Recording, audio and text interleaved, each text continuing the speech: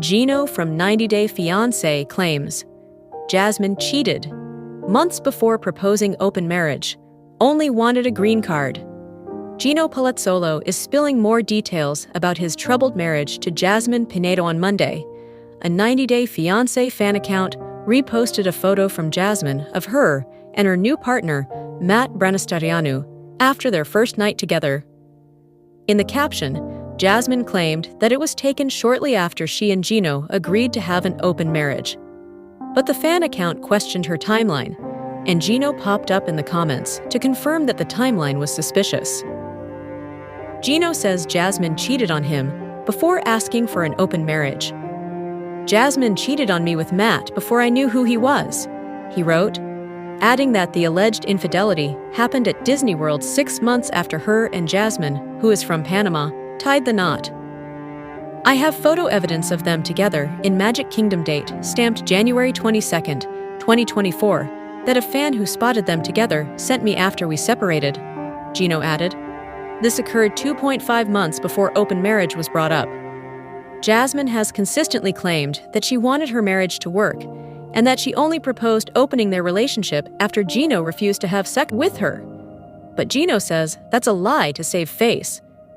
She only proposed open marriage to cover herself for the relationship she was already having behind my back. And during week of my birthday of all the times, he wrote, first birthday we were supposed to celebrate together since she arrived in USA. On Monday, a 90 Day Fiancé fan account reposted a photo from Jasmine of her and her new partner, Matt Brenistarianu, after their first night together. In the caption, Jasmine claimed that it was taken shortly after she and Gino agreed to have an open marriage. But the fan account questioned her timeline, and Gino popped up in the comments to confirm that the timeline was suspicious. Gino says Jasmine cheated on him before asking for an open marriage. Related, Michael Ilasanmi of 90 Day Fiancé celebrates divorce from Angela Deem. Jasmine cheated on me with Matt before I knew who he was, he wrote, adding that the alleged infidelity happened at Disney World 6 months after her and Jasmine, who is from Panama, tied the knot. I have photo evidence of them together in Magic Kingdom date stamped January 22, 2024, that a fan who spotted them together sent me after we separated, Gino added. This occurred 2.5 months before open marriage was brought up. Jasmine has consistently claimed that she wanted her marriage to work and that she only proposed opening their relationship after Gino refused to have sex with her. But Gino says that's a lie to save face. She only proposed open marriage to cover herself for the relationship she was already having behind my back. And during week of my birthday of all the times, he wrote, first birthday we were supposed to celebrate together since she arrived in USA. Gino added that he now believes that Jasmine was never really committed to their relationship.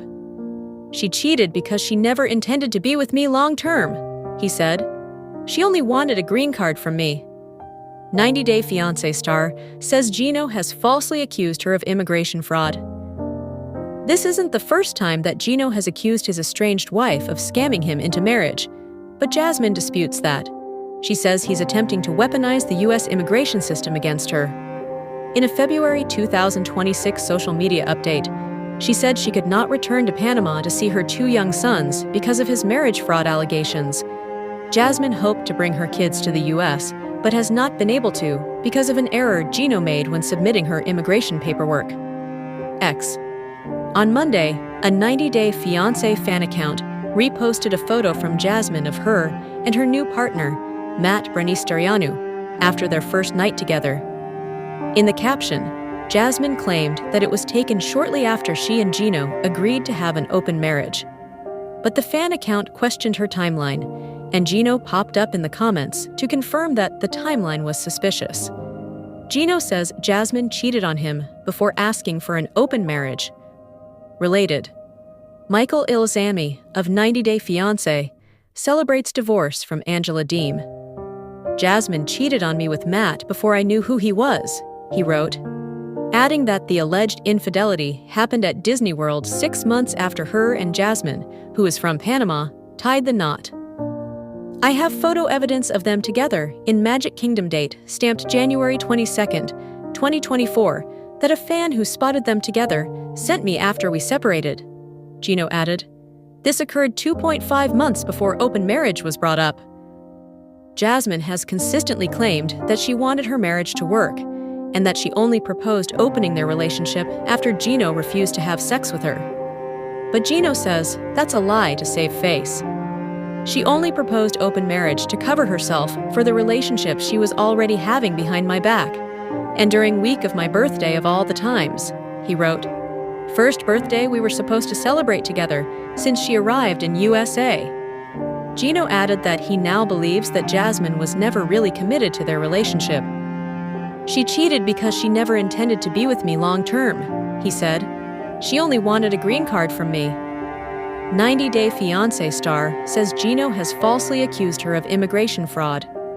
This isn't the first time that Gino has accused his estranged wife of scamming him into marriage. But Jasmine disputes that. She says he's attempting to weaponize the U.S. immigration system against her. In a February 2026 social media update, she said she could not return to Panama to see her 2 young sons because of his marriage fraud allegations. Jasmine hoped to bring her kids to the U.S., but has not been able to because of an error Gino made when submitting her immigration paperwork. I can't share many details publicly, but I want to clarify something I'm asked a lot, Jasmine began. I'm currently unable to leave the U.S. due to false allegations made by my ex regarding immigration fraud after a 5-year relationship, she continued. The truth always comes to light. For more news and exclusive interviews, follow Showbiz Cheat Sheet's Instagram. Sophie 90 Day Fiancé Plastic Surgery Reveal. Fans say she looks unrecognizable. Reality TV uses a specific type of lighting that is both soft enough to create a dreamlike atmosphere and bright enough to show everything. It is evident from watching 90 Day Fiancé that nobody can stay out of that light for very long, especially Sophie Sierra. Her facial expressions, attire, and even minute facial changes all contribute to an ongoing commentary that never quite ends. There was already interest in Sophie's appearance when she debuted on the show. Not suspicion per se, but a sort of unanswered question that follows celebrities on reality TV. Viewers notice things like sharper contours, fuller lips, and a polished appearance that isn't always consistent with daily life. It's difficult to determine whether that scrutiny is more habitual or the result of sincere interest. The tone was altered more recently. Online pictures of Sophie appeared to be noticeably different, according to some fans. Comments began using the loaded term unrecognizable, which is frequently exaggerated, dramatic, and a little unfair. Nevertheless, it took off, drawing her into a discussion that seemed to transcend any one process. Sophie didn't completely sidestep the subject. She actually addressed it in a manner that seemed remarkably direct for someone in her position.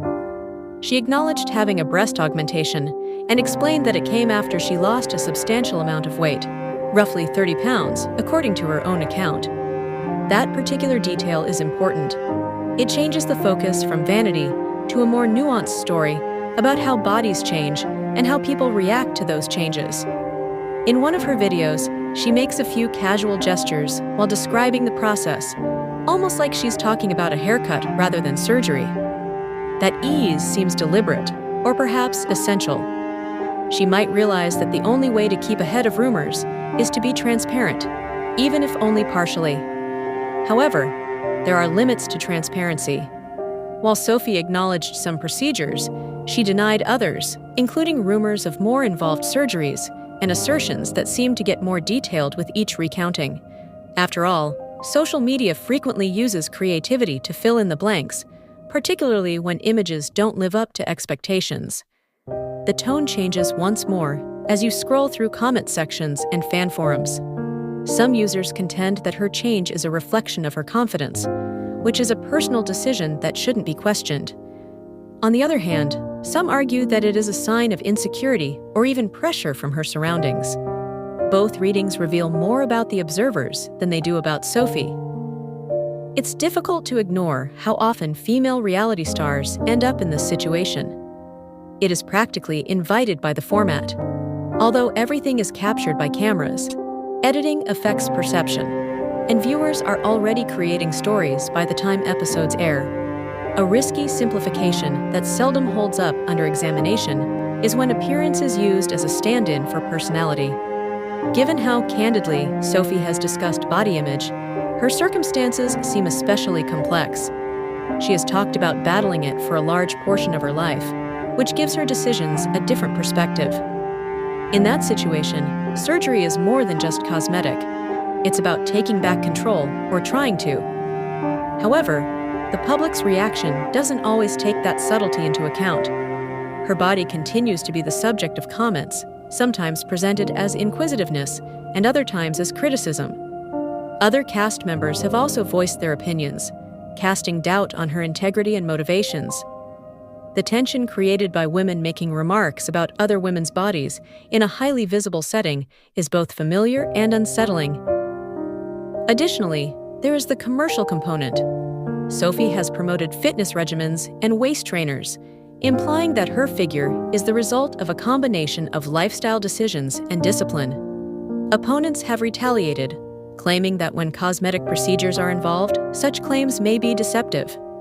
The intersection of personal truth and personal branding is a complex area. As all of this is happening, it seems like Sophie is juggling expectations from the show, fans, and herself. She exudes confidence, but it's not the kind that comes naturally. It appears to have been practiced, developed over time, and strengthened by repetition. How this story will develop is still unknown. Reality TV has a tendency to swiftly cycle through stories, changing emphasis as new seasons bring in new characters. However, Sophie continues to be at the center of a discussion that goes beyond her personal decisions for the time being. That is revealing in some way. Her appearance is fascinating for reasons other than surgery.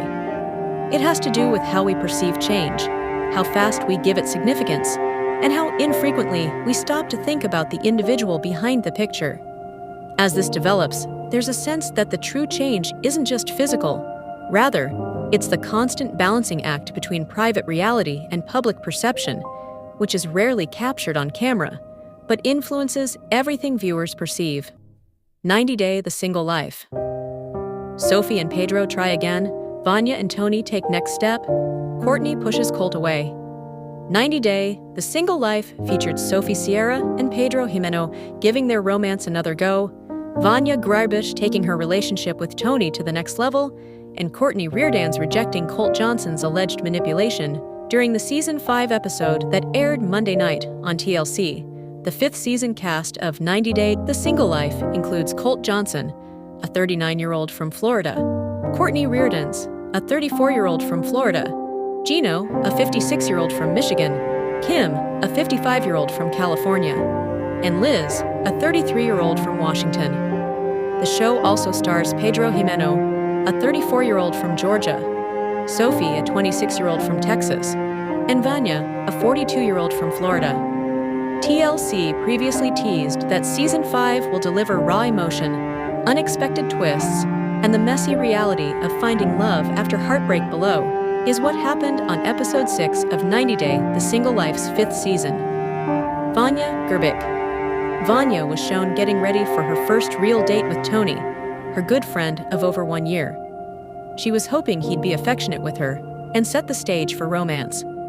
I'm a little cautious because when I asked him to pursue a romantic relationship with me, he needed a little bit more persuading than I expected. So I'm waiting to see how his behavior is going to be different, Vanya explained to the cameras. Vanya said she planned to ask Tony about his divorce and past relationships. When Tony picked Vanya up for their outing, he brought her a beautiful bouquet of red roses but was sweating bullets.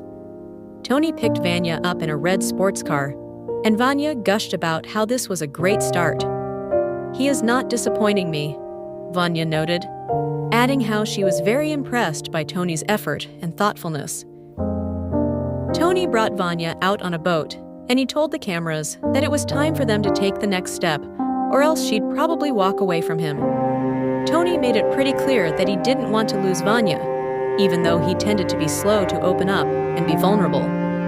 Tony and Vanya popped champagne on the boat, and Tony shared how his marriage failed after 8 months because they weren't able to spend enough time together and their personal goals never aligned.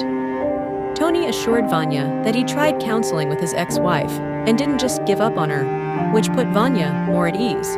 Vanya let Tony know that she wanted to date a man who would put the work in and fight for her. Vanya then confronted Tony about how he'd been living with a woman about 6 months prior. Vanya said Tony had invited her to Key West when he allegedly had a girlfriend the whole time, and that secrecy really bothered her. Tony admitted that he was pursuing that woman at the time, which he had every right to do since he wasn't dating Vanya. Vanya was disappointed Tony never told her about his secret girlfriend.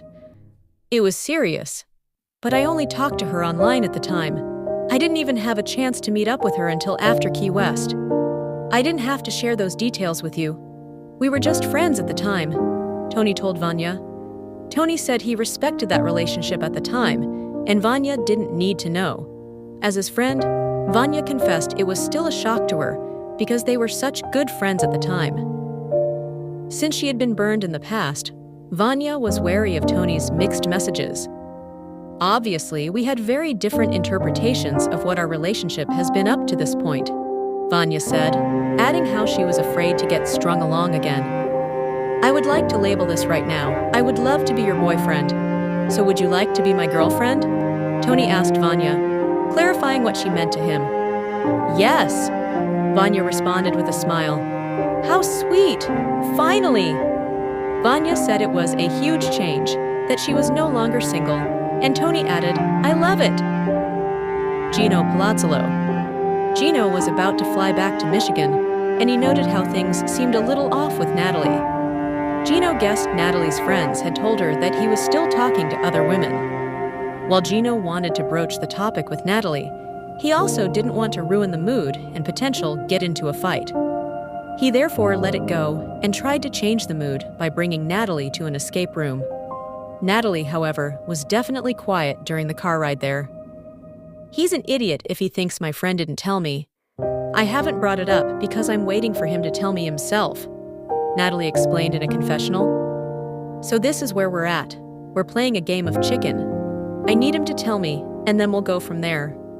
Gino enjoyed testing how he and Natalie worked together, and he hoped to end his trip on a high note. After successfully escaping the room, Gino brought up how he'd like to commit to Natalie and only date her. I truly like you, Gino said. I like you too. I just don't know how serious your intentions are with me.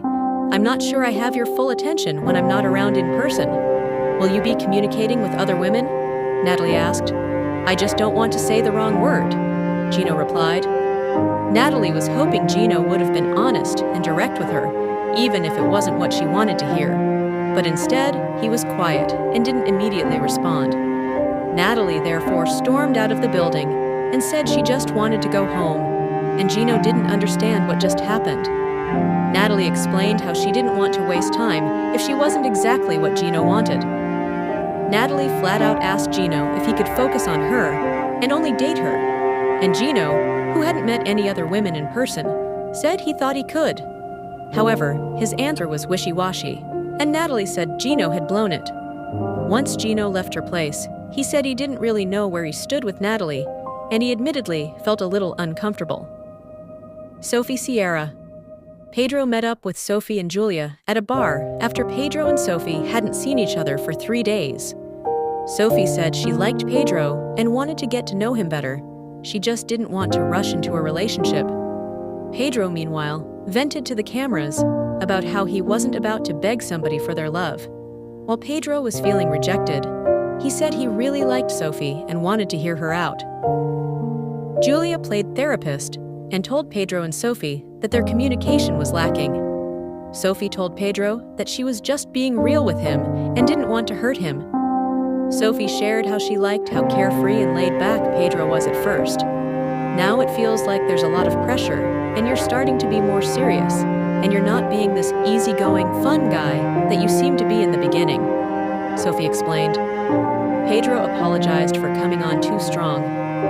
Before this trip, I was thinking we were in an exclusive relationship. But now, I understand the timing is not right, Pedro told the cameras. If she thinks we're moving too fast, I will slow down, but I want Sophie to see that we can be great together. Julia advised the pair to just have fun, and so Sophie suggested they should go on some fun dates. Sophie told the cameras that she would like to be in a relationship with someone again, and that person could be Pedro, as long as he took things her speed and remained positive about their romance. Sophie and Pedro later went horseback riding on the beach, and Sophie gushed about how it was a great day. Sophie said having fun with Pedro and not feeling any pressure was exactly how she'd build an attraction to him. Sophie and Pedro ended up having their first kiss at the end of the night, and Pedro cheered on his way out. Sophie gushed about how Pedro was so hot, and she had such a lovely day with him. Colt and Courtney. Courtney cried to Colt about how she felt like their relationship was a lie, since he had been talking to a Brazilian woman the entire time behind her back. Colt apologized for being all over the place, and he admitted that his actions were terrible, and he was not doing well at the moment. Colt claimed it was breaking his heart to see her cry, but Courtney was unable to put on a brave face. Courtney couldn't believe that Colt had been lying to her for so long and sending pictures of his penis to other women. I thought Colt was my happy ending, that we were going to travel the world, get married, and have kids, Courtney lamented in a confessional. And now, it feels like my whole future just got ripped away from me. Colt seemingly felt guilty for causing damage to Courtney and her family's lives. And then Courtney helped Colt, who was still in a wheelchair, get back to his room. Colt wished Courtney would forgive him, but he wasn't convinced he could make a relationship with a woman last forever. I don't know if someone can love me forever, Colt noted. I think people would be disappointed in me or bored of me after a while. Maybe that's why I cheat. Maybe that's why I run away. Being rejected for who you are is a lot harder than just being rejected for your actions. Courtney helped Colt settle into bed, and she started sobbing about how sad she was. Courtney admittedly felt torn because Colt had betrayed her as a boyfriend, but it was still hard to watch Colt struggling and in pain. I'm sorry I hurt you, Colt told Courtney. It's so sad, but yeah, I'm going to go, Courtney replied. Courtney acknowledged that Colt was a very manipulative person, and she didn't want to allow him to play on her empathy and reel her back in under false pretenses. I feel like if I don't get out of this hotel room right now, I might never leave, Courtney told the cameras.